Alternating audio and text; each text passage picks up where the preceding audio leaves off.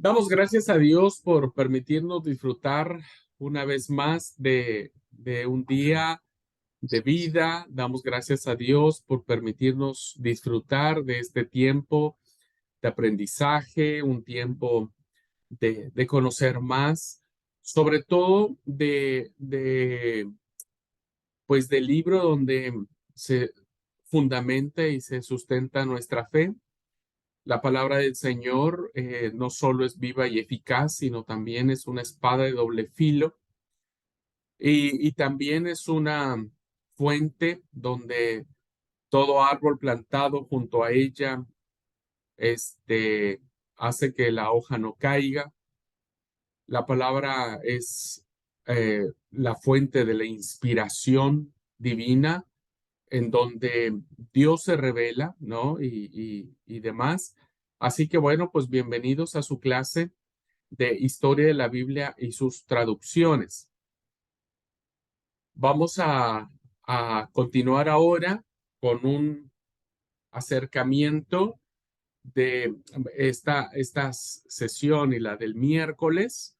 Vamos a hablar acerca de los distintos cánones de la Biblia que existen actualmente, al menos los más importantes, y vamos a hablar sobre la importancia que tuvo o el papel que jugó la tradición oral, la tradición oral para la conformación del texto sagrado y cómo transitó la tradición oral a una tradición escrita.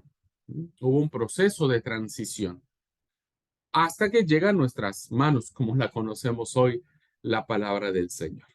Así es que bueno, vamos como les digo a siempre a los alumnos, abróchense los cinturones porque vamos a despegar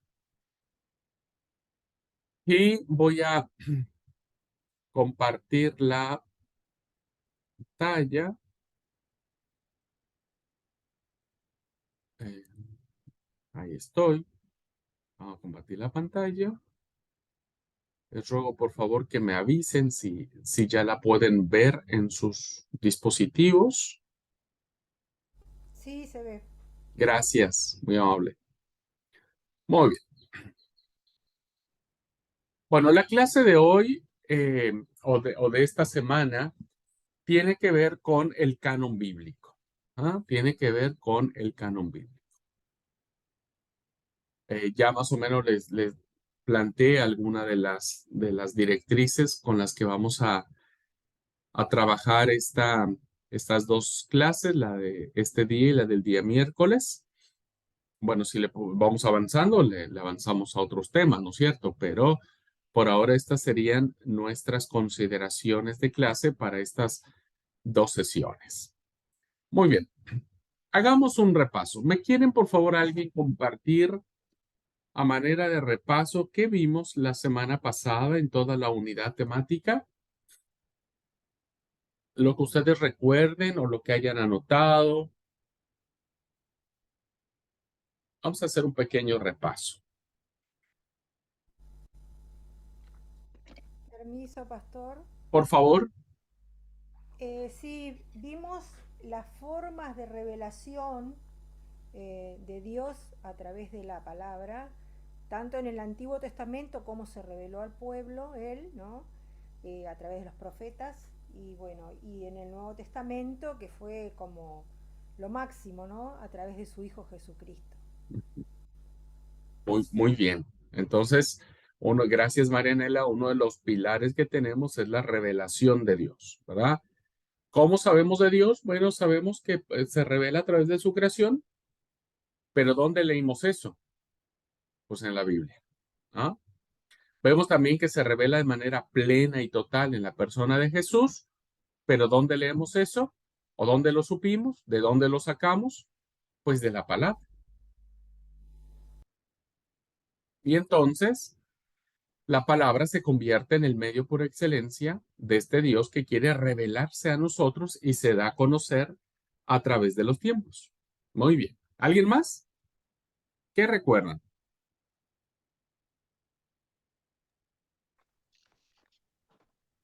Yo no recuerdo nada, pero tengo apuntado sobre la definición. em, Tengo notado que es importante distinguir la inspiración de otros de unos. Inspirada y el significado en griego, sí, inspiración. Tengo eso y que dimos distintos, segunda de Pedro en en distintas Biblias, en Ok, la Valera, NBI. ok. Entonces, nosotros, gracias, Tati, estamos hablando que la inspiración, en primer lugar, la doctrina de la inspiración no tiene que ver con que los escritores bíblicos hayan eh, puesto de su idea, sino más bien Dios fue quien les inspiró, ¿no? No fueron manipulables, sino más bien fueron impulsados, motivados, llevados por medio del Espíritu Santo a escribir lo que escribieron. Y por eso nosotros hoy lo consideramos como palabra de Dios. Ok, muy bien. ¿Alguien más?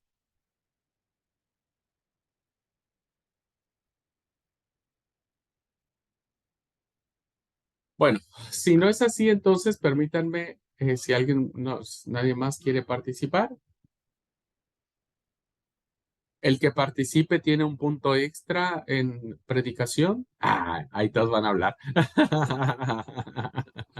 Tengo más. Perdón, estaba yo en un asunto y no escuché la pregunta, Abraham. Disculpa. No, estamos haciendo un repaso. ¿Qué recuerdan de la clase pasada? Esa es la pregunta. ¿Qué es lo que ustedes recuerdan de lo que aprendimos la clase pasada? O la semana pasada, diríamos. Ya Marianela nos habló acerca de la revelación, un poco Tati de inspiración. Hoy nosotros, hermanos, si escribiéramos algo, ¿sería inspirado o iluminado? Iluminado. Iluminado. Iluminado. Bien, ¿no es cierto? O sea, hoy nosotros no estamos produciendo más palabra de Dios, diríamos, ¿no? Pero sí estamos iluminando la palabra de Dios con las reflexiones que nosotros podamos hacer al respecto. ¿Ok? Bueno, Algo que yo recuerdo, perdón, es inspiración divina, revelación divina, inerrancia. Son 3 doctrinas. ok, muy bien. Muy bien, gracias. Y tomando en cuenta esto, lo voy a plantear a manera de un pequeño esquema, ¿no es cierto? Entonces, tenemos estos tres fundamentos, tres doctrinas en las que se cimenta lo que es nuestra fe, nuestra creencia, nuestra norma de vida, etcétera. La revelación, ¿no? La revelación es, en palabras breves, la forma en que Dios se autorrevela al hombre. Recuerden que una diferencia muy sutil, pero muy importante que nosotros planteamos es que no es que Dios se revela porque es su naturaleza revelarse o darse a conocer, sino en su autorrevelación, Él quiere, o sea, Él desea. No es que nadie lo obligue o insisto, porque su propia naturaleza le impulsa a revelarse, sino en su autorrevelación, es decir, yo quiero, yo deseo. Es el Dios omnipotente que desea tener contacto con sus criaturas. Adelante, Tatiana. Sí, con respecto a la revelación, lo que apunté fue que Dios es trascendente. Esto es que está más allá del espacio y del tiempo. Muy bien, gracias, interesante apunte. Dijimos que Dios es trascendente porque no lo podemos nosotros ni manipular, ni encerrar, ni nada, ¿no es cierto? Sino que es alguien que traspasa todos los límites del tiempo, del espacio, del universo, ¿no? Pero a la vez es un Dios cercano, pero a la vez es un Dios personal. Es un Dios que, como vimos, se reveló a sus criaturas, eh, caminando con ellos, revelándose en el Antiguo Testamento, en el Arca del Pacto, en el templo, caminando en el huerto del Edén, en el Sinaí dando su ley. Y en el Nuevo Testamento, pues vemos que Él se hizo cercano a nosotros a través de la persona de Jesús, nuestro Señor. ¿Ah? Muy bien, gracias. La otra doctrina es la inspiración. Y en breves palabras, inspiración es la forma en que Dios usó a hombres, pero ojo, cuando decimos usar, no significa que los escritores sagrados fueron autómatas, fueron zombies, ¿no? Fueron personas que Dios les anuló toda clase de razonamiento, de pensamiento, de emociones, ¿no? Por eso miramos que el texto sagrado es tan variado, tan variado. Hay cosas fáciles de entender, hay cosas muy difíciles de entender.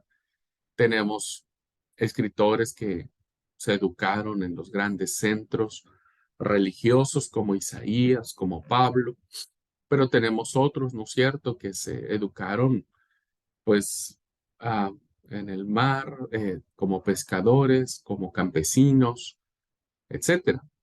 Entonces, Dios usa toda esta gama de personajes, respetando su personalidad, respetando su impronta, pero Él necesitaba usar el instrumento humano, inspirar al instrumento humano para poner por escrito su revelación, su palabra, ¿m? El darse a conocer. Entonces, inspirar es como soplar, como ese aliento. No tenemos una definición, una forma, una figura exacta que nos demuestre que es la inspiración. Recuerda que inspiración es como exhalar, ¿no? Exhalar.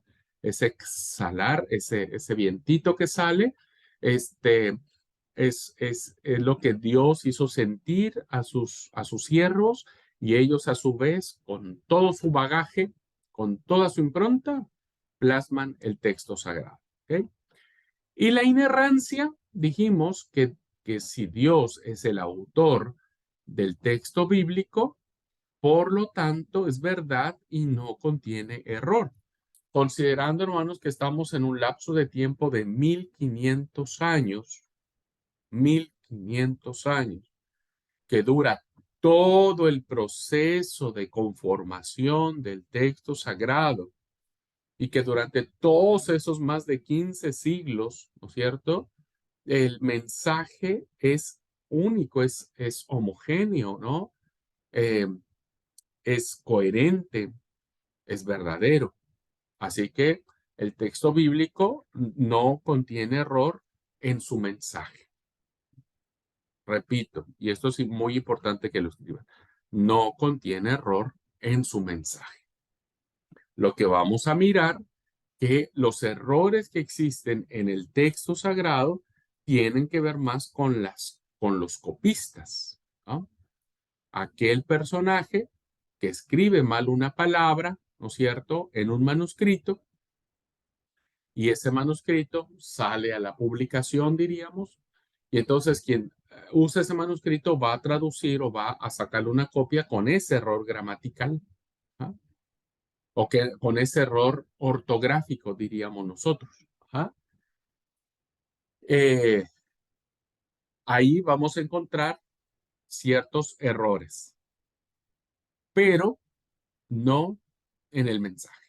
El mensaje de salvación es intocable. La revelación de Dios es única. ¿Ok? Muy bien, perfecto. Es como el repaso que dimos. Ahora, vamos a entrar a la definición de lo que significa canon. ¿Por qué hablamos de canon? La palabra canon viene del griego canón, del hebreo cané, y a través del latín, donde significa literalmente una vara recta. Una vara recta. Canon es, en términos, ah, como diría yo, términos literales, ¿no? Una vara recta. ¿De dónde viene el sentido de norma o regla en sentido figurado? Es decir, que es a través de la palabra de Dios, del canon bíblico, donde nosotros tenemos la norma de fe y de conducta para nuestras vidas. ¿Cuál es la medida, la norma, el estándar, el canon o la vara recta que vamos a usar para medir nuestros actos y nuestras acciones? Pues es el texto sagrado. Pablo lo escribía en la carta, en la segunda carta a los Corintios, en el capítulo 10, versículo 13, donde dice, segunda de los Corintios 10, 13, pero nosotros no nos gloriaremos desmedidamente, sino conforme al canon de Dios, al canon que Dios nos ha dado por medida. En las traducciones que tenemos, al menos Reina Valera, dice regla, sino conforme a la regla, ¿no? Que es canon, aquí viene la palabra griega canon, que Dios nos ha dado por medida para llegar a vosotros. Así es que cuando hablamos de canon, hermanos, estamos hablando de una vara que nos mide, diríamos, ¿no? En sentido figurado. Luego, conforme avanzó el tiempo, la definición de la palabra canon fue avanzando y llegó a tener otras acepciones u otras definiciones.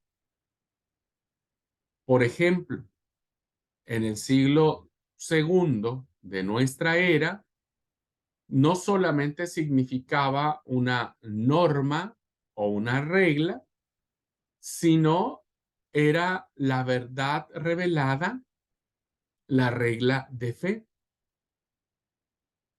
Entonces, cuando hablamos de canon, del canon bíblico, estamos hablando de qué es la regla, la medida, el estándar en el cual nosotros podemos medir nuestra vida y lo que somos, ¿no? No sé si ustedes se han percatado a veces cuando uno va a centros de diversiones, hay ciertos juegos mecánicos, ¿no es cierto? En donde a la entrada del juego mecánico al que nos vamos a subir, hay una especie pues de regla, ¿no? En donde, si alguien pasa de la medida de la regla que está aprobada por el dueño del juego mecánico, no puede subirse a ese juego. Solo pueden subirse aquellos que están dentro de la medida. ¿Ah? Entonces, todo aquel que está dentro de la medida tiene derecho a entrarse. Eso en términos muy llanos, queridos hermanos, es un canon, una medida. Entonces, cuando nosotros hablamos de canon bíblico, ¿no? Nos estamos refiriendo a la lista, al índice o al catálogo de libros sagrados. De los libros, ¿no es cierto?, que oficialmente reconocieron las autoridades religiosas o la iglesia misma como normativos para los creyentes. Entonces, todo aquel libro que no pasaba la medida del canon no se considera palabra de Dios, no se considera libro sagrado. Nosotros sabemos que hay muchos libros que se escribieron, ¿no? Mucha literatura que se escribió en la antigüedad, pero no todos están considerados como palabra de Dios, ¿no? Nosotros los evangélicos reconocemos como libros inspirados, como canon sagrado, como libro sagrado, a estos 39 libros del Antiguo Testamento y 27 libros del Nuevo Testamento. Y entonces toda nuestra vida, nuestra fe, nuestra conducta, nuestra impronta, nuestra moral, nuestra ética, nuestras acciones, todo está dentro de esa vara de medida, ¿no? Dentro de esa vara de medida. Incluso en la antigüedad había una forma de medida que era por varas. Ajá. ¿Cuántas varas tenía cierto terreno? Porque es una medida. Ajá. Entonces, ahora nosotros, cuando hablamos de canon bíblico, nos estamos refiriendo a esos libros que sí pasaron, que sí fueron reconocidos, que sí están establecidos como palabra de Dios. Ahora, esto puede sonar muy fácil de entender, pero no lo es tan fácil. Para nosotros podríamos decir, bueno, ¿cuántos libros inspirados por Dios tenemos como libro sagrado, como canon bíblico? Y diríamos unánimemente 66 libros. 66 libros. 39, insisto, del Antiguo Testamento y 27 del Nuevo Testamento. Aprovecho para decirles, queridos alumnos y alumnas, que es muy importante que ustedes se aprendan de memoria los 66 libros de la Biblia, de memoria. Así es que en algún momento yo les voy a pedir que cada uno de ustedes me diga de memoria los 66 libros de la Biblia. Así que dicen en mi tierra, el que avisa no es traidor y sobre advertencia no hay engaño. Para que vayan, por favor, aprendiéndose los libros de la Biblia. Esos no los tenemos que saber. Yo bendigo a Dios porque los que fuimos a la escuelita en algunos lugares, ¿no? Eso aprendimos desde muy pequeño, lo que son los libros de la Biblia y los 10 mandamientos, pues no lo sabemos de memoria. No aprendemos mucho, pero no lo sabemos de memoria. Bien, entonces, yo le decía, no es tan fácil poder aceptar esta situación de decir, bueno, son estos libros y no hay otros libros más. ¿Por qué? Porque tenemos dos preguntas. ¿Cuáles son los libros que realmente fueron inspirados por Dios? ¿Cuáles son?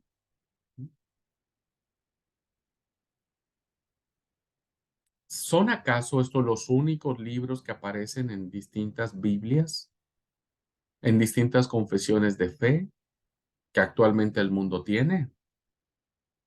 La respuesta es no. Entonces, si la respuesta es no, ¿por qué nosotros incluimos los libros que incluimos dentro de nuestro canon bíblico?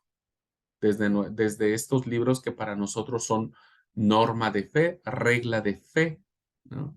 Que estamos sujetos a esta literatura. O sea, si la palabra dice amar a nuestro enemigo, ¿qué tenemos que hacer nosotros? Pues amar a nuestro enemigo, porque reconocemos que en esta palabra tiene la autoridad suficiente como para normar nuestra conducta.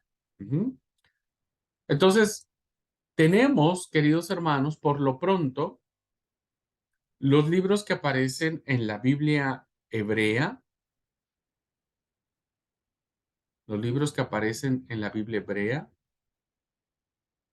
la más famosa, que es de donde surgen todas las traducciones del Antiguo Testamento, es la Sturgardense, ¿no? La Biblia hebraica Sturgardense o Stuttgartensia, como sea. ¿Qué libros tiene esta Biblia? Tenemos la Biblia griega, el canon griego, ¿no? Uno es el canon hebreo. Aquí está el canon hebreo. Luego tenemos el canon griego a través de lo que se le conoce como la Biblia, la Septuaginta. No se preocupen si ustedes no se ubican mucho de estas versiones. Ya les voy a explicar cada una de ellas. Tenemos las Biblias católicas, ¿no? Que reconocen otros libros que nosotros no reconocemos como palabra de Dios, al igual que la Septuaginta. Y tenemos la nuestra, ¿no? La Biblia nuestra, que reconoce libros diferentes a la Biblia católica o a la Biblia del canon griego. ¿Por qué incluimos los libros que incluimos en nuestra Biblia y no reconocemos otros libros inspirados como palabra de Dios? Bien, les voy a dar a conocer a ustedes cuáles son los libros inspirados en cada una de estas Biblias. Y que para quienes aceptan estos cánones, ¿no es cierto? Pues reconocen que esos libros también son palabra de Dios. Ajá. Y voy a explicar por qué. Bien. Primero vamos a analizar lo que es la Biblia protestante. Vamos a ponerle en esos términos porque es la Biblia que la diferencia del canon católico, diríamos, de la Biblia católica. Y entonces vamos a empezar, que esta es la que ustedes tienen. Ustedes abren su Biblia, ven el índice de su Biblia y van a encontrar este canon del Antiguo Testamento, ¿no? Bien, los libros del Antiguo Testamento, que en total para nosotros son 39 libros, podemos clasificarlos en 4 grandes secciones o incluso hasta en 5 grandes secciones. La primera de ellas, la primera sección que nosotros encontramos es el Pentateuco. La segunda son los libros históricos. La tercera son los libros poéticos o sapienciales, que aquí es donde podemos hacer una separación, ¿ok? Por eso decía que podremos ser hasta 5 secciones. Uno serían los libros poéticos, ¿no?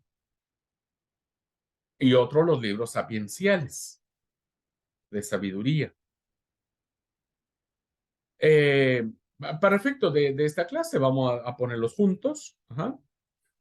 Y tendríamos una última sección dentro de los libros de nuestras Biblias como el cuerpo profético. ¿Ah? Los proféticos. Muy bien.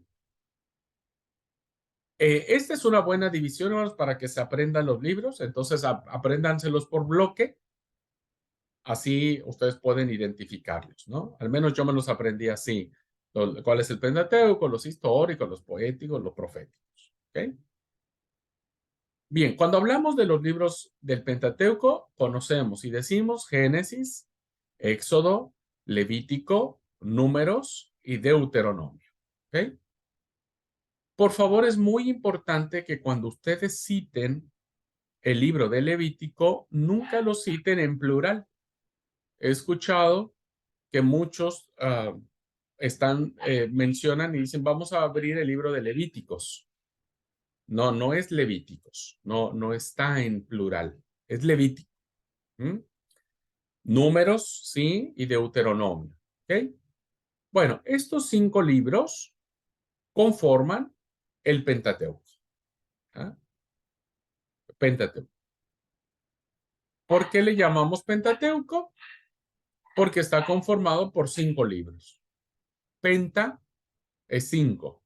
¿Ah? Y son los primeros 5 libros de la Biblia. ¿Mm?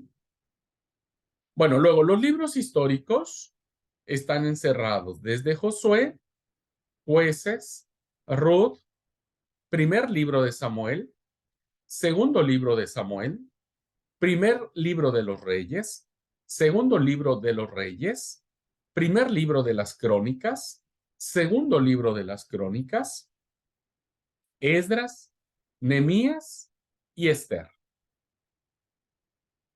Estos en esencia entrarían dentro de lo que se le ha denominado el gran apartado de los libros históricos.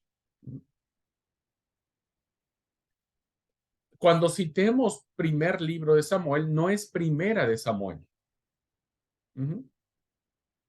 porque está en masculino libro, ¿no? Entonces es el primer libro de Samuel, no es la primera de Samuel. Es primer libro de Samuel, segundo libro de Samuel, cuando ustedes citen el texto bíblico. ¿Okay?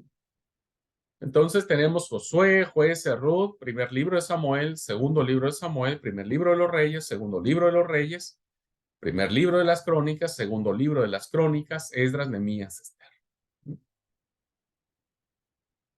En la tercera sección que aparecen los poéticos o sapienciales, tenemos Job, Salmos, Proverbios, Eclesiastés, Cantares o Cantar de los Cantares. Su forma abreviada es Cantares, pero el título con el que aparecen en nuestras listas de la Biblia son Cantar de los Cantares. Esta literatura tiene que ver con un segundo, hermano.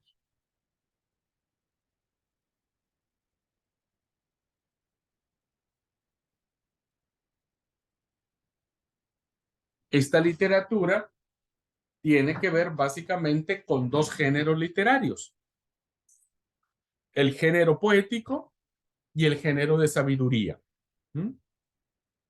Entonces Job entraría dentro del género de sabiduría, Salmos dentro del género poético, Proverbios sabiduría, Eclesiastés sabiduría, Cantares poético. Pero no significa que no tengan entre ellos mezclado poético y sapiencial. Pero en su generalidad de estos libros, tienen estos géneros literarios, ¿no? Usan poemas y usan sabiduría para reflejar el texto sacro.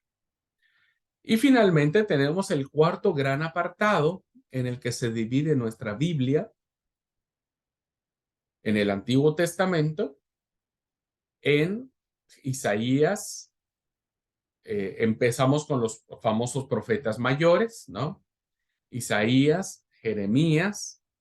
Lamentaciones no es un libro de un profeta, no tiene el nombre de un profeta mayor. Se le atribuye a Jeremías este libro de Lamentaciones, por eso aparece después del libro de Jeremías. ¿Okay? Pero tenemos los cuatro grandes profetas mayores: Isaías, Jeremías, Ezequiel y Daniel. Los cuatro grandes profetas. ¿Okay? Luego vendrían una segunda sección que se le llaman los profetas menores, los 12 profetas menores.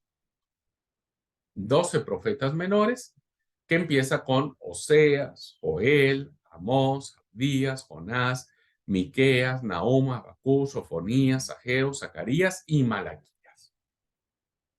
Tenemos entonces 12 profetas menores, ¿no es cierto?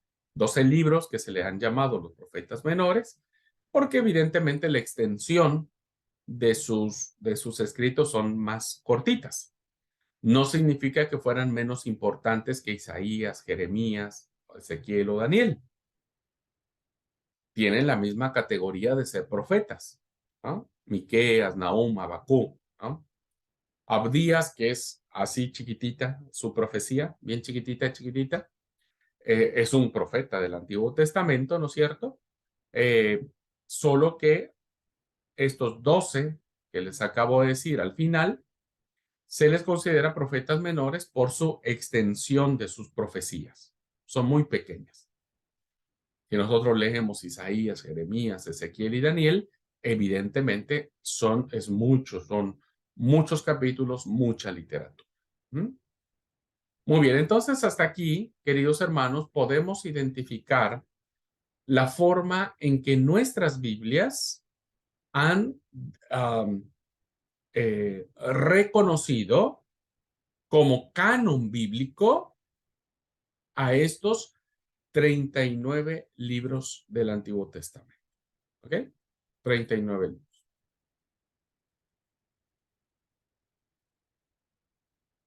Para nosotros, fuera de estos libros, ¿no es cierto? Fuera de estos libros, nosotros no reconocemos que ninguno sea palabra de Dios. Ninguno. Para nosotros, inspirados divinamente, donde Dios se revela y todo lo que vimos la semana pasada, solo es a través de estos 39 libros. ¿Mm? Ahora, si nosotros analizamos, vamos a comparar ahora, ¿no? Vamos a comparar ahora la Biblia judía o la Biblia hebrea o el canon de Palestina, como quieran ustedes llamarlo. Y vamos a ver interesantes diferencias. La Biblia hebrea, hermanos, es el canon hebreo, ¿no es cierto? El canon hebreo está, a ver, voy a decir algo. Si ustedes ven aquí, hermanos, total de libros, ¿cuántos ven ustedes en la pantalla? 24 libros, ¿no es cierto? 24 libros. Si regresamos a la nuestra, ¿cuántos libros hay? 29 libros. ¿Ok? 29 libros. Entonces diríamos, no es la misma Biblia. La Biblia hebrea, 39. 39, la nuestra, ¿no es cierto? Pero cuando vemos el canon hebreo, tiene 24. Entonces decimos, por inercia, tiene menos libros que la nuestra. No, no, son los mismos libros. Tanto nuestro canon, hermanos, nuestros libros sagrados, como los libros que aparecen en la Biblia hebrea, son exactamente el mismo número de libros. ¿Okay? El mismo número de libros. Y ahorita les voy a explicar por qué. Segunda observación. Nuestro canon bíblico, el nuestro, el protestante diríamos, ¿no? Está basado en el Antiguo Testamento, en estos libros de la Biblia hebrea. ¿Ah? En estos libros de la Biblia hebrea. Entonces, tenemos los mismos libros, así es que los libros que los judíos consideran inspirados por Yahvé o por Jehová, son los mismos libros que nosotros consideramos como inspirados, los mismos. Solo van a cambiar algunas cosas interesantes que le voy a explicar ahora.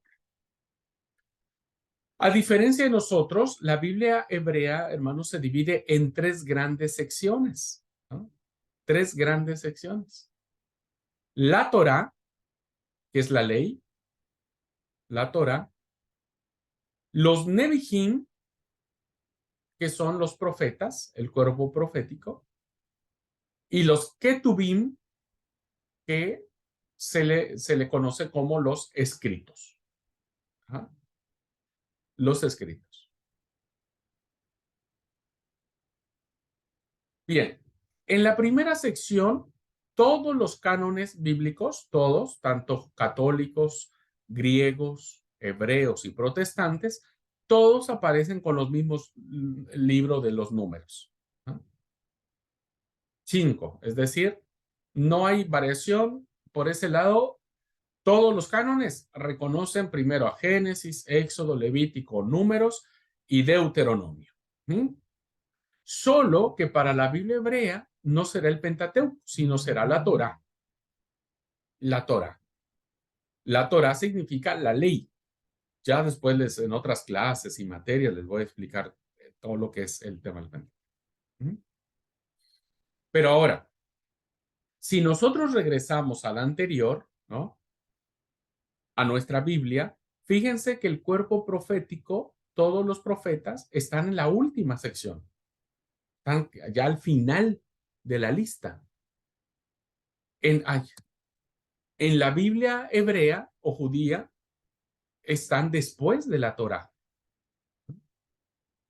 y se le conoce como los Nebijim, que en hebreo es profeta.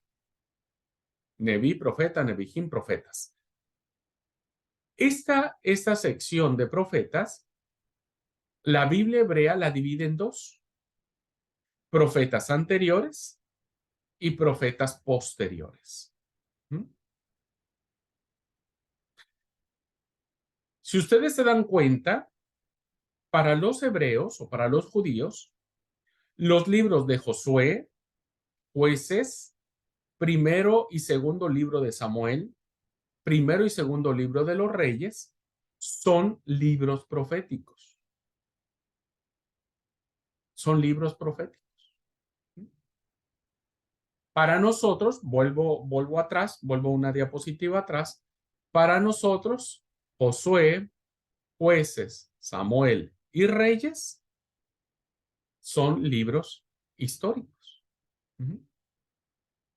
Para la Biblia hebrea son libros proféticos.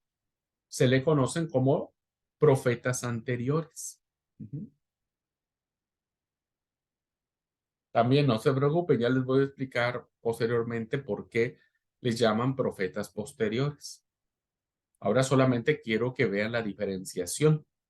¿Qué nos diferencia? El acomodo de los libros. Tienen razones para hacer esos acomodos. Ya las iremos descubriendo. Después hay un gran, ¿no es cierto? Otro gran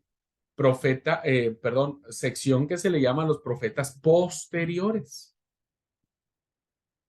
Y aquí entran Isaías, Jeremías y Ezequiel.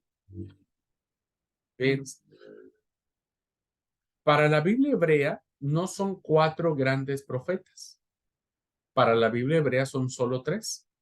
Y le da ese carácter a Isaías, Jeremías y Ezequiel. Ahora, aquí hay algo interesante, no sé si ustedes ya lo notaron. Para nosotros, vuelvo atrás, para nosotros, los profetas mayores son Isaías, Jeremías, Ezequiel y el otro, ¿cómo es? Daniel. ¿No? Para nosotros, Daniel es un profeta o es un libro profético. Para los hebreos no es un libro profético. Vean dónde Daniel está. Daniel está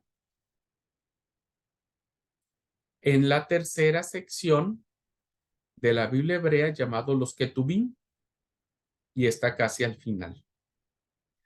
Eso significa que los judíos no le otorgan a Daniel el carácter profético. Sí le dan el carácter de palabra de Dios, que es un libro inspirado, pero no lo catalogan dentro del cuerpo profético. Ya voy a explicar en su momento por qué no le dan ese carácter. Nosotros sí, nuestro canon, nuestra lista canónica, sí le da el carácter de inspirado, de profético, pero no la Biblia hebrea. Bien, la Biblia hebrea entonces considera profetas posteriores a Isaías, Jeremías, Ezequiel, y vienen los 12 profetas menores, que este es un solo libro para los judíos, un solo rollo, que en ese rollo aparecen estos 12 libros, no se contabilizan. Nosotros, por eso nos dan 39 libros, porque nosotros contabilizamos a cada uno de ellos. Contabilizamos a Oseas, Joel, Amós, Abdías, etc. Para la Biblia hebrea, todos esos profetas, ¿no? Todos ellos cuentan como un solo libro, pero les reconoce el carácter de profetas. Entonces, si se dan cuenta, hermanos, estos libros proféticos también están dentro de nuestro canon. También reconocemos que es palabra de Dios: Oseas, Joel, Amós, Abdías, Jonás, Miqueas, Nahum, Habacuc, Sofonías, Ageo, Zacarías, Malaquías. Igualito, los mismos libros nuestros, solo que acomodados de diferente manera. ¿Tiene razones? Sí. No es porque a alguien se le ocurrió y dijo, vamos a ponerla así. No. Ya iremos descubriendo por qué se hacen esos cambios. Y finalmente, hermanos, resulta que los judíos, cuando estaban haciendo su canon bíblico, ¿no? La Biblia hebrea, para ellos, la Torá es lo más sagradísimo que ellos tienen como palabra de Dios. No sé si ustedes alguna vez han ido a un templo católico o han visto un rito católico. Para los católicos, el Santísimo es lo más sagradísimo que ellos tienen y está puesto en un lugar muy especial al frente en el altar, el Santísimo que le llaman. Bueno, para los judíos, si ustedes van a una sinagoga judía, en un lugar especialísimo tienen los 5 libros de Moisés, ¿no? O la Torá, que se le conoce. Para un judío, hermanos, la Torá, estos 5 libros primeros, es lo más sagradísimo que tienen de la vida. Luego vienen los profetas, ¿no? Que tienen su peso, tienen su impronta, los profetas anteriores, los profetas posteriores. A eso les colocan otro lugar, no tan especialísimo como el Pentateuco, perdón, la Torá, pero les dan un lugar de honor. Entonces, cuando empezaron a ver esta literatura, se dieron cuenta que había otros libros que también habían sido inspirados por Dios, ¿no? que el pueblo había reconocido como palabra de Dios, y dijeron, ¿dónde metemos estos libros? ¿No? Y ustedes han visto que las abuelitas a veces utilizan esos recipientes donde antes vendían galletas muy ricas, ¿no? de varios sabores. Los galleteros, o como, no sé cómo le llaman. Y cuando se acababan las galletas, nuestras abuelitas usaban ese recipiente pues para meter ahí todo, ¿no? Agujas, botones, hilos, cremalleras, cierres, todo. Era como un lugar donde iba a parar todo aquello que era importante, pero que no sabíamos dónde poner. Entonces, listo, lo metemos en esas latas, en esas latas de galletas. Bueno, esta tercera sección viene a ser la lata de galletas de la Biblia judía. Porque dijeron, ¿dónde metemos a los salmos? ¿Dónde metemos a Job, Proverbios, Ruth, Cantares, Eclesiastés, Lamentaciones, Esther, Daniel, Esdras, Nehemías, Crónicas? ¿Dónde las metemos? Y pues no tenemos un lugar porque ni están en la Torá, pero tampoco lo reconocemos como profetas, carácter profético. Ok, abramos un espacio y por eso la palabra ketubim, que son los escritos. Para un judío, estos escritos, hermanos, no tienen tanto valor como la Torá. Ya les dije, la Torá para el judío es, wow, lo máximo, lo máximo, lo máximo. Los escritos están allí, sí los reconocen como inspirados, ¿no es cierto? Pero, pues es la lata de alajero donde pusieron aquello que no sabían dónde meter. Ahora, en esta grande sección que se le llaman los ketubim, ¿no? Los ketubim, inicia quien abre, quien inaugura esta grande sección es el Salterio, son los salmos, ¿no? Son los salmos. Por una sencilla razón, porque los salmos tradicionalmente se le han atribuido a David, ¿no? A David como el autor de los salmos. Entonces, David, la figura de David para el pueblo judío, pues es grandísima. Pues imagínense, de la tribu del linaje de David nacería el Mesías. Entonces, pues David era personajazo, ¿no? Por eso es que los salmos abren o inauguran o están en el número 1 de la lista de los que tuvimos. Bueno, después viene Job, Proverbios. Y es interesante, hermanos, que Ruth, fíjense, aquí está Ruth. Ruth aparece en la tercera sección. Si nosotros nos vamos a nuestra Biblia, ¿dónde está Ruth? Acá, hermanos. Después de los jueces, está el libro de Ruth. ¿Por qué Ruth está hasta acá? ¿Ah? ¿Por qué Ruth está colocado en este lugar?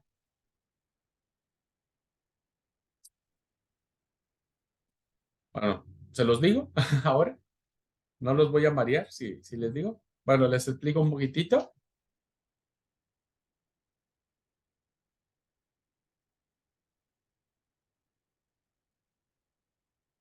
Es que estoy recordando si en alguna otra clase tengo que volver a esto y tengo que explicarles todo esto, pero bueno, solamente para satisfacer la curiosidad de ustedes. ¿Por qué Ruth está en nuestras Biblias después de jueces?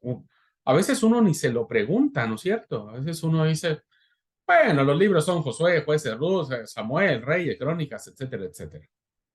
Y ni idea nos damos del por qué están colocados de esa manera, ¿no?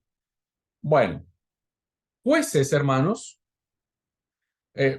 volvemos acá. Ay, es que tengo que hacer toda una historia muy larga, pero a ver, porque lo voy a simplificar, lo voy a simplificar.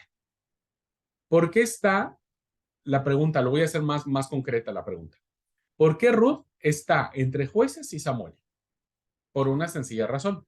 Mire, cuando nosotros hablamos del libro de los jueces, nos estamos refiriendo a esos personajes históricos, míticos, legendarios, Samson, Gedeón, Débora, etcétera, etcétera.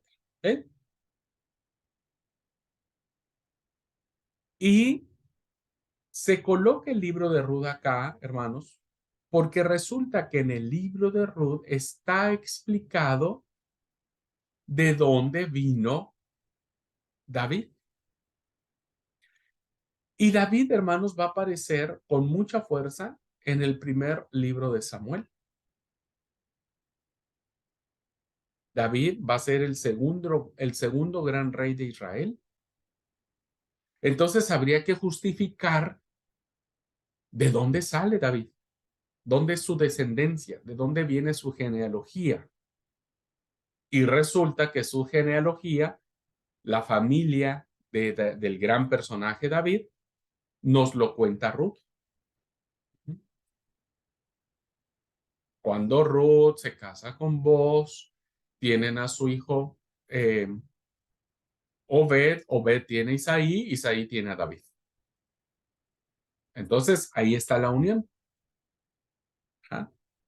Por eso es que Ruth se coloca después de los jueces y antes del libro de Samuel, como para que esta historia que nosotros vemos en el libro de Ruth concuerde o le dé sentido a de dónde salió David. Bueno, David, según el libro de Ruth, pues sale de ellos, ¿no? O sea que la bisabuela o la tarabuela, diríamos, del rey David, pues es Ruth. Es Ruth. Pero en la Biblia hebrea, Ruth, a los judíos, hermanos, no les interesa eso y lo colocan en la tercera sección. Ruth.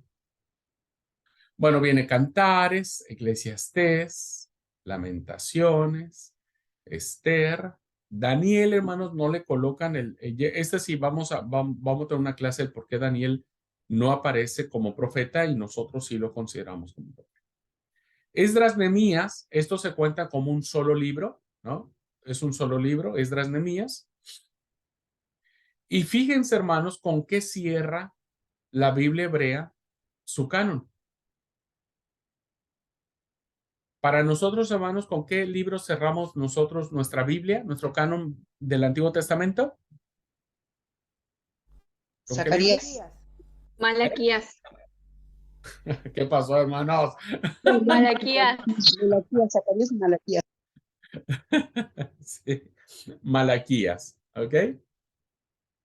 Nosotros, nuestro canon bíblico del Antiguo Testamento se cierra con el profeta Malaquías. Para la Biblia hebrea no se cierra con Malaquías, sino se cierra con el libro de las Crónicas. También tiene su razón de ser, pero eso no desesperen.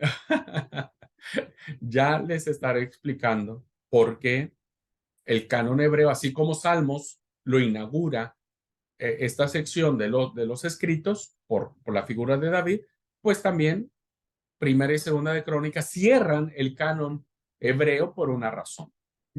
Pero ya después los explicaré. Entonces, esto, hermanos, en total da un número de 24 libros. Pero si se dan cuenta, más allá de dónde están acomodados estos libros que repito por enésima vez, tiene una razón de ser del por qué están acomodados de esa manera, ¿no? Son los mismos. Así que los mismos libros de la Biblia hebrea son los mismos que los libros nuestros como libros canónicos. ¿Acomodados de diferente manera? Sí. ¿Por razones particulares? Sí. Pero están todos. Están todos. Ahora, si me permiten, voy a salirme un poquito de la presentación y voy a, un segundo, voy a hacer uno nuevo acá.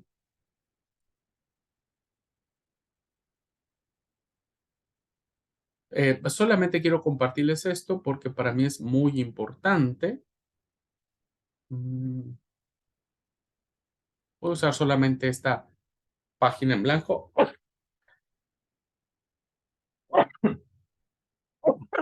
Wow. No es COVID, hermanos, quédense tranquilos. Dice el dicho, salud, dinero y amor. La verdad que dinero no estaría mal. Bueno, ¿por qué les traigo esto, hermanos? ¿Por qué les quiero mostrar este diapositivo en blanco? Por lo siguiente. Dijimos entonces que la primera sección del texto es la Torá, ¿cierto? La primera gran sección es la Torá. La segunda sección es los Nebihim o los profetas. Y la tercera sección dijimos que llamaban, ¿cómo, hermanos? Ketubín. Los Ketubim. Ketubim. Los Ketubim, ¿no es cierto? Que vienen a ser, voy a ponerlo acá, los escritos.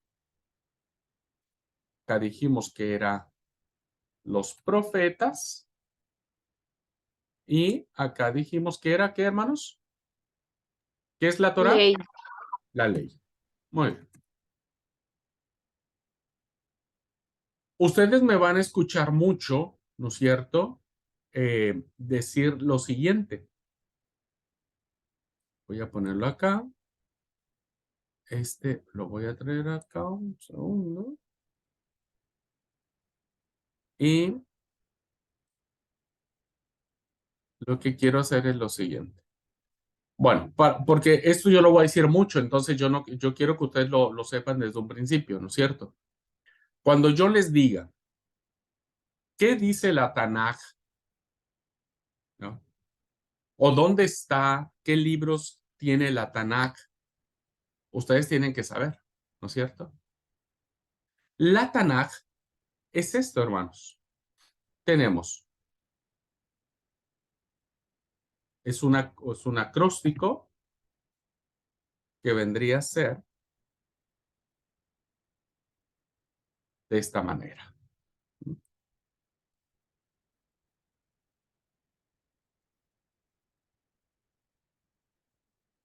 Y la Ta viene de Torah, ¿no es cierto? Entonces decimos que esto es la Torah. La Na viene de los Nebihim. Y la Q viene de los Ketubim. Aquí. Entonces, la Biblia hebrea se le conoce como Tanakh. Tanakh. Entonces, cuando yo les hable de la Tanakh, pues ustedes automáticamente saben que son los libros de la Biblia hebrea. E incluso ustedes en muchos libros, cuando lean, hagan trabajos de investigación, pues se van a encontrar con esta palabrita, la Tanakh. ¿Me expliqué, hermanos? Sí, ¿Sí? Muy bien. ¿Hasta aquí vamos bien? ¿O nos regresamos? Vamos bien, me tomo muy en serio cuando dice cada día tiene su propio afán. En este momento vamos. Cada día tiene su propia enseñanza. Así es que hasta acá, hermanos, no tenemos problema porque son nuestros mismos libros, ¿no es cierto? Los dos cánones, tanto el canon nuestro como el canon hebreo, tenemos los mismos libros, ¿ok? Bueno, ahora se empieza a poner un tanto complicado el tema, pero vamos a ver. Yo me quedé acá. Bueno, ya tenemos entonces los dos cánones que tenemos. Hasta acá no hay ninguna diferencia. Hasta acá todo está igual, todo está bien, ¿no? Pero ahora necesitamos analizar el canon griego, o la famosa llamada traducción griega o la Septuaginta. Vamos a tener una clase sobre esta Biblia, así que quédense tranquilos. Ya ustedes van a saber qué es la Biblia griega o el canon griego, como quieran llamarle. Ajá. Esta Biblia, a diferencia del canon nuestro que tiene 39 libros y el canon griego, hebreo, perdón, pero no trabarme. Nuestro canon tiene 39 libros, el canon hebreo 24, la Biblia griega tiene 53 libros como inspirados, como palabra de Dios. Uh-huh. Y entonces, el canon griego divide en tres grandes secciones los libros inspirados. La primera gran sección le llaman, el canon griego le llama los libros de las leyes e históricos, que viene a ser una fusión de nuestros libros, ¿no?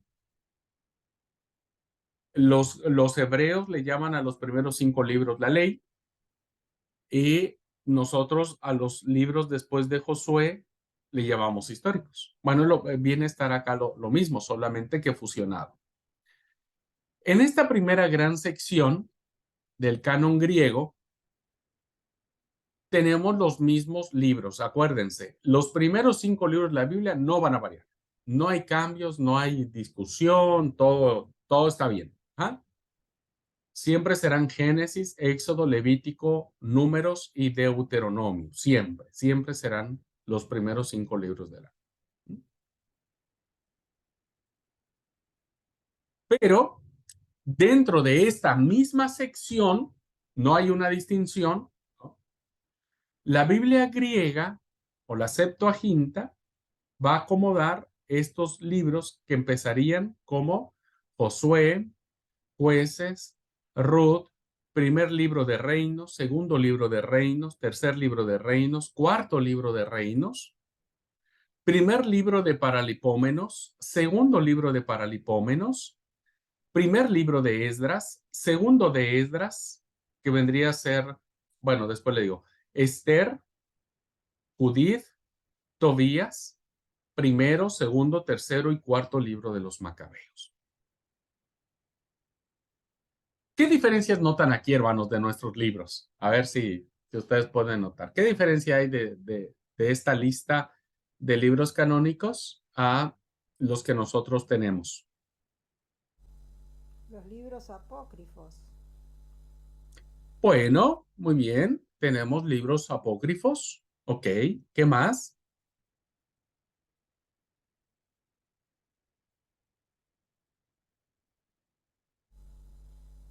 El cambio de nombres, como el primer libro de Samuel, le dicen el Primera de Reinos. Exactamente. Muy bien, muy bien. A ver, alguien escribió acá. Nombres por reinos, muy bien, exactamente. Las denominaciones. ¿Qué otra cosa notan? Interesante.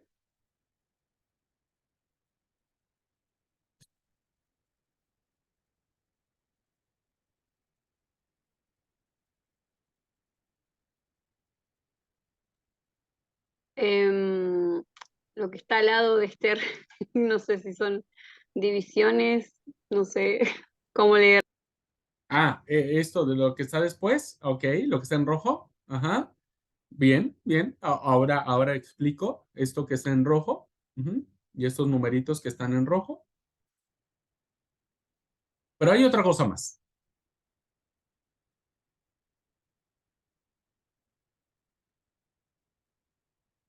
¿Qué otra cosa notamos, no es cierto, en en este listado de libros que aparecen en la Biblia griega? Que lo sacan a Nehemías. ¿No dice menos No, Nehemías? porque aquí está, mira, en segunda de Esdras Ah, está Esdras Nemías. pensé menos Nehemías. Perdón, perdón. No. Una interpretación. Sí, sí. No, es un guioncito, ¿viste? Para unir. Los dos libros eran uno, ¿no? Esdras Nemías, entonces es como para unir, pero no, no era que fuera menos. Hay una cosita más. Está Judith y Tobías, ¿puede ser? Ok, sí, vendrían a ser como que los libros apócrifos, ¿no? Los libros apócrifos, que ahora vamos a hablar sobre ellos, pero hay otra cosita más. A mí me llama la atención que dice Salmos de Salomón. eh, y mi pregunta es, ¿ahí también están de David? O... Pero eso es ahorita la segunda sección, amigo querido. Esta todavía no nos metemos. Ah, ok, ok. Perdón, hermano. No, no te preocupes. Yo sé que ya, porque a mí también me llamó la atención los Salmos de Salomón. No, vamos, primero estamos en esta Sí. primera sección. ¿Y ¿Qué por qué están notan de... resaltados? ¿Por qué están resaltados en color rojo? ¿Como que le da más importancia a esos? Puede ser y no, tal vez no es para darle mayor importancia, sino tal vez es como para destacar algo que quiero hablar de esos libros, ¿no es cierto? Pero hay algo más. Está bien, hermano, se los voy a decir nada más porque me caen bien. Por favor. Este, el orden que nosotros tenemos en nuestras Biblias se la debemos a la Biblia griega, no a la Biblia hebrea. Fíjense de dónde nosotros, el canon nuestro, de nuestras Biblias, las que tenemos a nuestras manos, el orden de estos libros se lo debemos a la Septuaginta, porque ellos tienen el mismo orden que nosotros manejamos: Josué, Jueces, Ruth, Samuel, Reyes, Crónicas, Esdras, Nehemías, Esther. Son los mismitos. Voy a regresar aquí al nuestro. Aquí están, miren, en el mismo orden. Biblia protestante: Josué, Jueces, Ruth, Samuel, Reyes, Crónicas, Esdras, Nehemías, Esther. En la Biblia hebrea, pues no, porque aquí ni siquiera nos ponen como históricos, nos los ponen como profetas. A Crónicas lo mandan hasta el final, a Esther también lo mandan hasta el final. Le debemos al canon griego, a la Biblia griega, el orden de nuestros libros. Y una de las razones que utiliza la Biblia griega para poner a Ruth antes de Samuel es la explicación que les di. Entonces, por eso la Biblia griega va a colocar al libro de Ruth, porque es la historia del nacimiento del hijo de Ruth y de Obed, lo va a colocar antes de que se hable de David en el libro de Samuel. ¿Sí?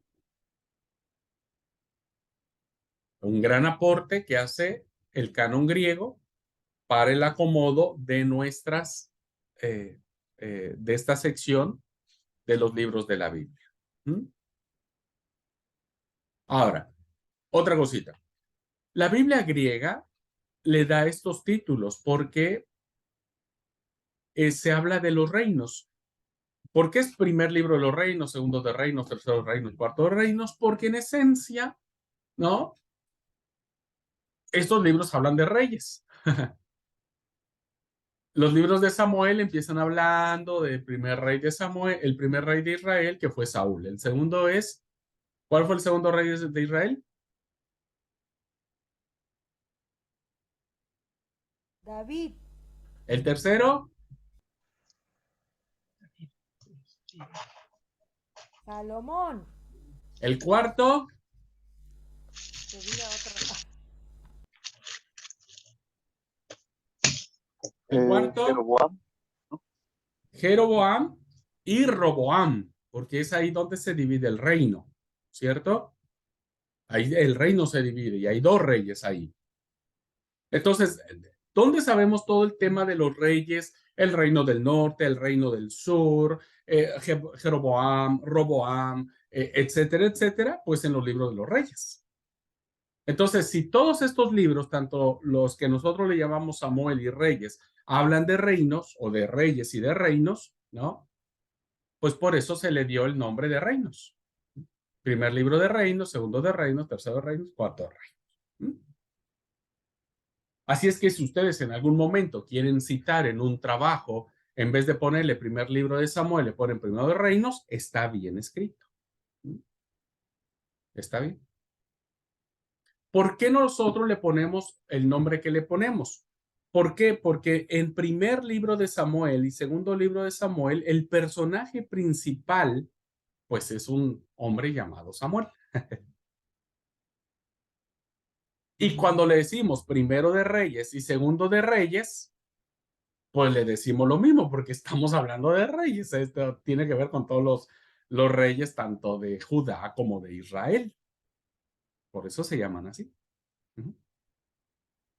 Ahora, la Biblia griega a los libros de las crónicas les llaman paralipómenos, que vendrían a ser las crónicas.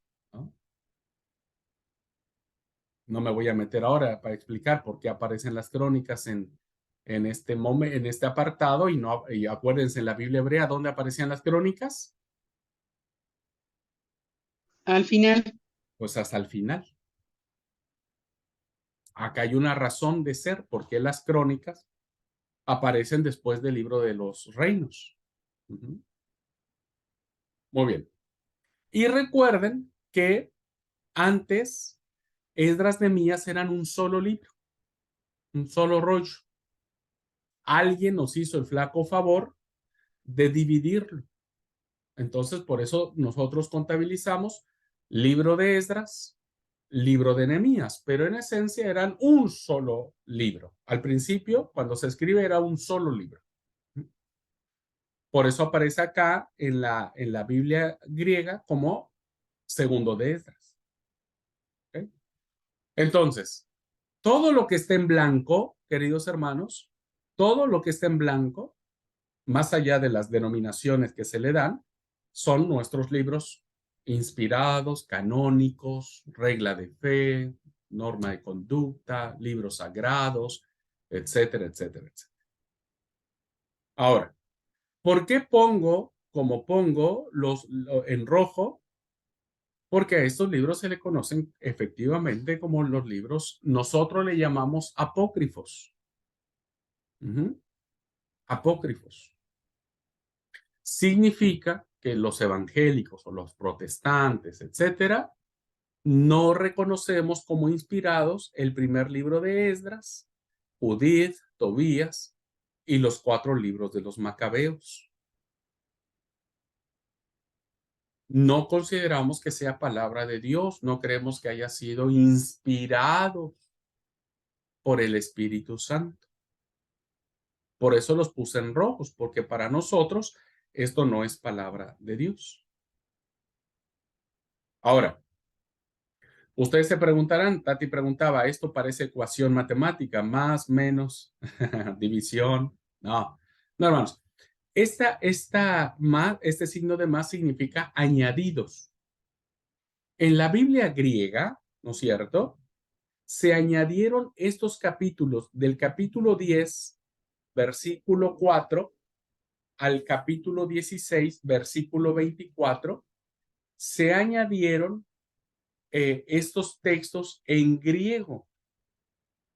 A ver si no los mareo. La Biblia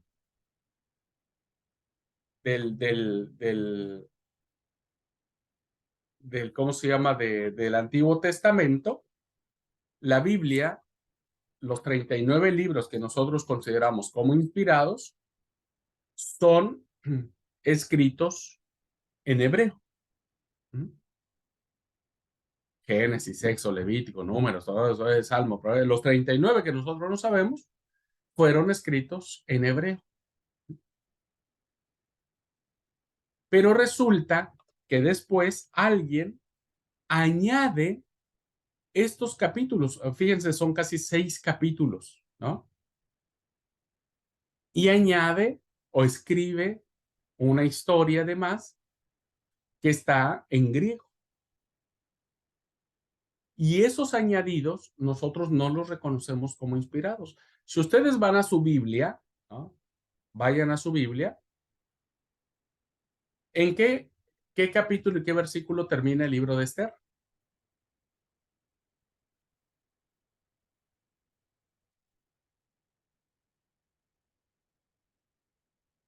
Si ustedes van a su Biblia, vean por favor en qué capítulo y versículo termina el libro de Esther.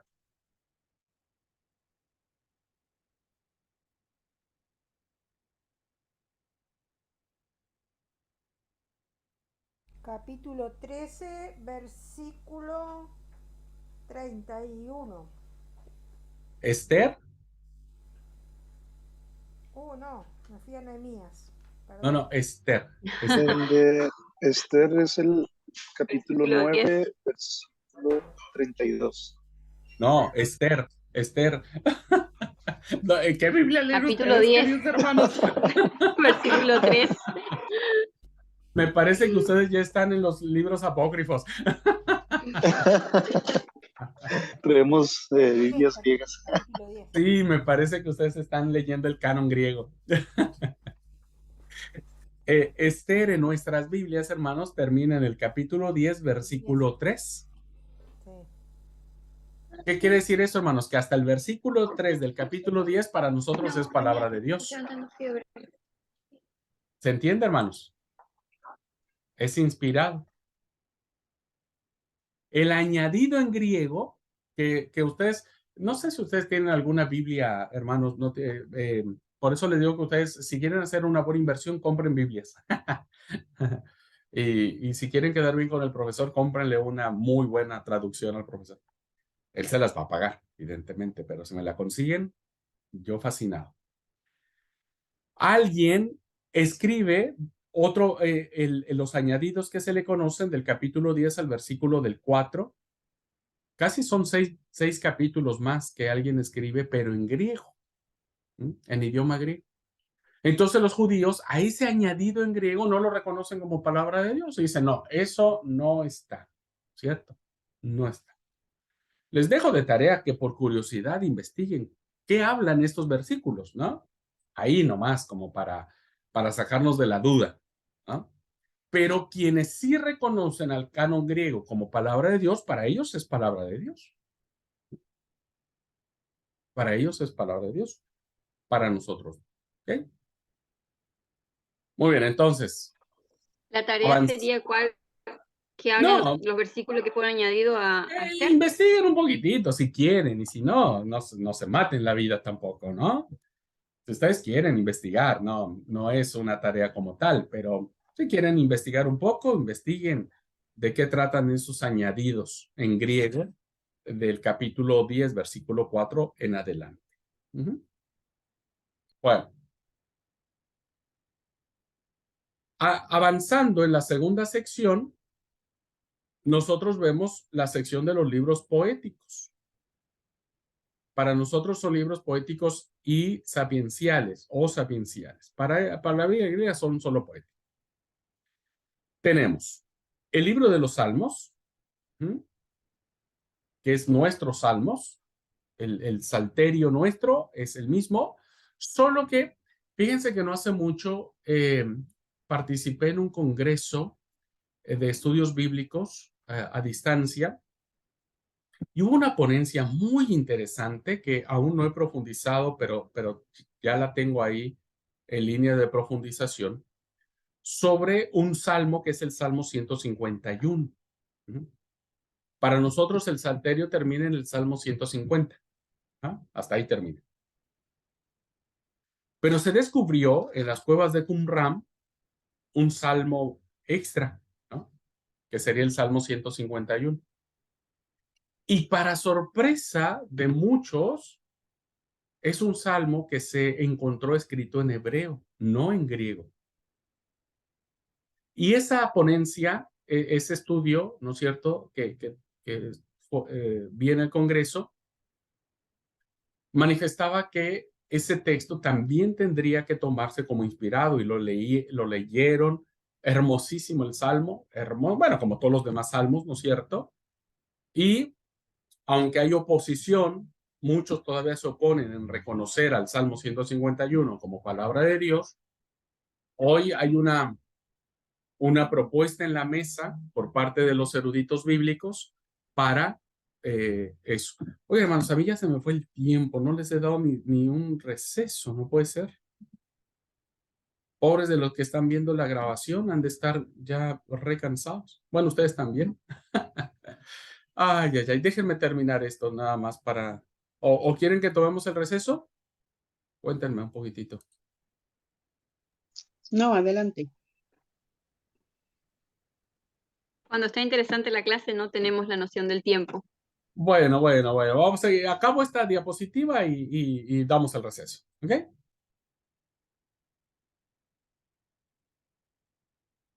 Dice, ni se siente el tiempo, dice Isaac. Sí, bueno, la verdad que sí, y luego yo me reemociono, pues peor. Bueno, entonces tenemos el Salmo, los Salmos que son nuestros, ¿no es cierto? Y ya les hablé sobre el Salmo 151. Se los voy a conseguir solo para que ustedes lo lean. No les voy a dar el carácter de texto sagrado, porque yo no soy nadie para darle ese carácter de palabra de Dios, pero es un salmo hermosísimo. Bueno, tenemos las odas, el libro de las odas, Proverbios, Eclesiastés, Cantares, Job, Sabiduría, Sirácides, ¿no? O el Ben Sirá, y los salmos de Salomón. Al igual que en la sección anterior, hermanos, lo que está en rojo, ¿no?, son los añadidos en griego, son libros escritos en griego, no en hebreo, que el canon hebreo no reconoce como inspirado por Dios. Por lo tanto, nosotros tampoco, si nosotros los protestantes seguimos la tradición del canon hebreo, pues evidentemente no aceptamos tampoco el libro de las odas, sabiduría, sirácides y salmos de Salomón como palabra de Dios, ¿no? Y son lo que se le conocen como los famosos libros apócrifos. Y ahora hablo un poquitito acerca de estos libros. Solo para ir concluyendo esta lámina. En la tercera gran sección, ¿cierto?, encontramos lo que se le conocen como los libros proféticos. Si se dan cuenta, queridos alumnos, el el acomodo de los libros que tenemos en nuestras listas de los libros sagrados nuestros se lo debemos a la Biblia griega. No seguimos el patrón de la Biblia de Palestina. Entonces encontramos Oseas, Amós, Miqueas, Joel, Abdías, Jonás, Nahum, Habacuc, Sofonías, Ageo, Zacarías, Malaquías, que están primero, si se dan cuenta, los libros de profetas menores. Están en el orden que nosotros conocemos. Luego están Isaías, Jeremías, Baruch, Lamentaciones, Carta de Jeremías, que es el capítulo 6 de Baruch, Ezequiel, Susana, que es una historia de un añadido que aparece en Daniel 13. El Daniel nuestro termina en el 12, ¿no es cierto? Y hay un añadido, un capítulo 13, que habla sobre de una chica muy linda, muy hermosa, que, bueno, es una historia fascinantísima, la historia de Susana, ¿no es cierto? En donde unos sacerdotes del templo la vieron re linda y querían tener relaciones con ella, ¿no es cierto? Y le arman toda una emboscada para quedarse solos en la casa con ella y abusar de esta Susana, ¿no es cierto? Y resulta que cuando Susana lo rechaza, estos líderes, estos personajes importantes de aquel tiempo, pues empiezan a decir, no, pues ¿quién te va a creer? Nosotros somos gente importante, tú eres una mujer, tu marido te va a juzgar, en fin, le empiezan a chantajear, le empiezan a hacer un montón la empiezan a acorralar, y es una historia en donde a Daniel se le pone el papel de que Daniel vino y Daniel es quien conoce la verdad, ¿no es cierto? Daniel es el que como que revela y dice, no, la chica no se les ofreció a ustedes, ustedes fueron los que quisieron abusar de ella, ¿no es cierto? Entonces, una historia muy interesante ahí de Daniel, que aparece Susana, y hay añadidos en griego del Daniel nuestro, ¿no es cierto? Del Daniel nuestro hay añadidos. Se añade, por ejemplo, el versículo 12 en el capítulo 1. En el capítulo 3 se le añaden versículos del 24 al 90, ¿no es cierto? Hay un añadido en griego.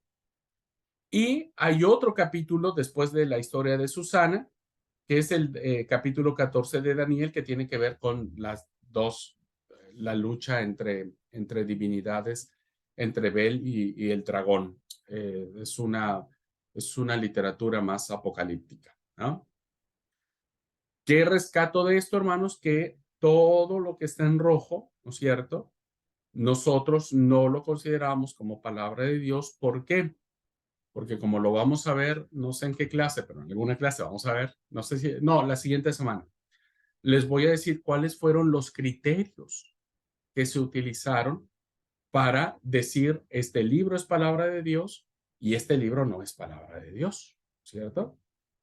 Y cuáles son los criterios que nosotros utilizamos para aceptar que todo lo que esté en negro realmente es palabra de Dios, es inspiración divina, es revelación de Dios, es inerrante, y todo lo que está en rojo, pues no. Pero para algunos, principalmente para las iglesias ortodoxas de Oriente, ellos todavía se siguen guiando por este canon y le siguen dando valor de palabra de Dios a todos estos libros que yo les he platicado hoy. ¿Okay? Bueno, vamos a irnos al receso.